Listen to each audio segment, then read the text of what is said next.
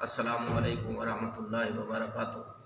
حضرات سامعین و حاضرین، آج ایسے بے نمازی کے بارے میں آپ کو بتا رہا ہوں جو بہانہ سازی کرے گا۔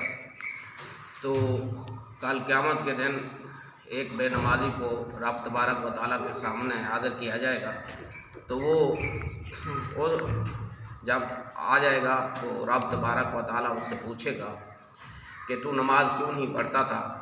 تو وہ عرض کرے گا، یا اللہ، اس دنیا میں مجھے حکمران بنا دیا گیا، بادشاہ بنا دیا گیا، وزیر اعظم بنا دیا گیا، بنا دیا گیا۔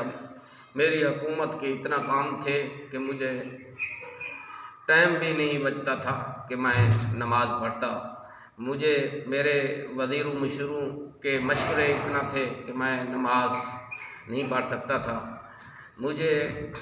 میرے لیے بہت زیادہ کام تھے حکومت کے، میں نماز نہیں پڑھ سکتا تھا۔ رب تبارک و تعالیٰ فرمائے گا کہ حضرت داؤد علیہ السلام اور حضرت سلیمان علیہ السلام میرے ان دونوں پیغمبروں کو لایا جائے۔ جب وہ دونوں حاضر ہوں گے تو رب تبارک و تعالیٰ فرمائے گا کہ ہاں بتا کہ ان کی حکومت بڑی تھی یا تیری حکومت بڑی تھی؟ تو ان کے کام زیادہ تھے یا تیرے کام زیادہ تھے؟ تو حضرت داؤد علیہ السلام اور حضرت سلیمان علیہ السلام جب سامنے ہوں گے تو وہ کہے گا کہ یہ دونوں پیغمبروں کی حکومت کا ایریا بھی بہت بڑا تھا اور ان کے کام بھی بہت زیادہ تھے۔ تو رب تبارک و تعالیٰ فرمائے گا پھر تو جھوٹا ہے، اور اس جھوٹے کو پکڑ کے جہنم میں ڈال دیا جائے۔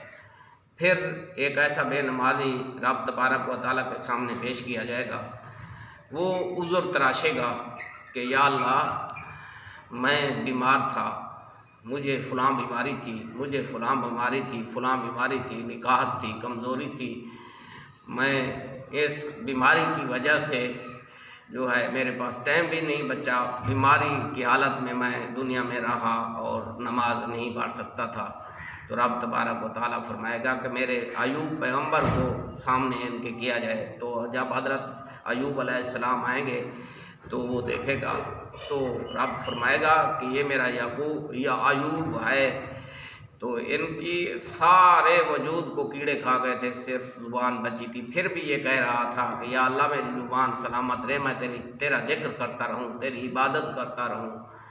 تو رب تبارک و تعالیٰ فرمائے گا یہ جھوٹا ہے، اس کو پکڑ کے جہنم میں ڈال دیا جائے۔ پھر ایک عیال دار بے نمازی کو لایا جائے گا، وہ اپنی عیال داری کے بہانے کرے گا، یا اللہ، میرے بہت بڑے بچے تھے، میرے اتنا بیٹے تھے، اتنا بیٹیاں تھیں، ماں تھی، باپ تھا، میرے بہن بھائی تھے، اور میرا خاندان اتنا تھا، صرف کمانے والا میں تھا، میرے ان کی روزی کے لیے میرے پاس ٹائم بھی نہیں بچتا تھا کہ میں نماز پڑھ سکتا۔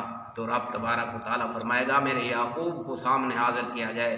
جب حضرت یعقوب علیہ السلام آئیں گے، کہیں گے کہ یہ یوسف کا باپ ہے، تو ان کے کتنا بچے تھے، کتنا بیٹیاں تھیں، کتنا ان کے عیال تھے، یہ کتنا کو کما کر کھلاتے تھے یہ میرے پیغمبر۔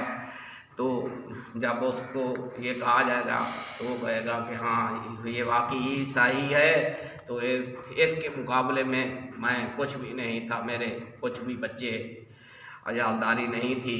تو رب تبارک و تعالیٰ فرمائے گا اس کو بھی پکڑ کے جہنم میں ڈال دیا جائے۔ تو پھر ایک عورت لائی جائے گی، تو عورت سے پوچھا جائے گا کہ ہاں، تو نماز کیوں نہیں پڑھتی تھی؟ تو عورت کہے گی کہ میں اپنے خاوند کی فرما برداری کی خاطر، میرے خاوند کے کام بھی اتنا تھے کہ مجھے فرصت بھی نہیں ملتی تھی۔ تو رب تبارک و تعالیٰ فرمائے گا کہ فرعون کی بیوی آسیہ کو حاضر کیا جائے۔ جب حضرت آسیہ سامنے آئے گی، رب تبارک و تعالیٰ فرمائے گا تیرا خاوند زیادہ ظالم تھا یا فرعون زیادہ ظالم تھا؟ تو وہ کہے گی فرعون زیادہ ظالم تھا۔ رب تبارک و تعالیٰ فرمائے گا کہ اس عورت کو بھی پکڑ کے جہنم میں ڈال دیا جائے۔ تو اس کو بھی جہنم میں ڈال دیا جائے گا۔ کوئی بہانہ سازی وہیں کام نہیں آئے گی۔ اپنا عمل کام آئے گا۔ اس لیے اب میں کہتا ہوں کہ نماز کے لیے کمر بستہ ہو جاؤ۔ وقت کی نماز جو فرائض نماز ہے وہ ہر صورت پوچھی جائے گی، ہر صورت نماز پڑھو۔ چند روزہ زندگی ہے، جب وقت گزر گیا تو پھر کوئی چیز بھی کام نہیں آئے گی، نہ باپ کام آئے گا، نہ بیٹا کام آئے گا، نہ ماں کام آئے گی، کوئی بھی نہیں کام آئے گا۔ اگر کام آئے گا تو اپنا عمل کام آئے گا۔ اس لیے عمل سے زندگی بنتی ہے، جنت بھی جہنم بھی۔ یہ خاکی اپنی فطرت سے نہ نوری ہے نہ ناری۔ تو آپ نماز پڑھا کرو۔ انہی بات پر میں اپنی بات کو ختم کرتا ہوں۔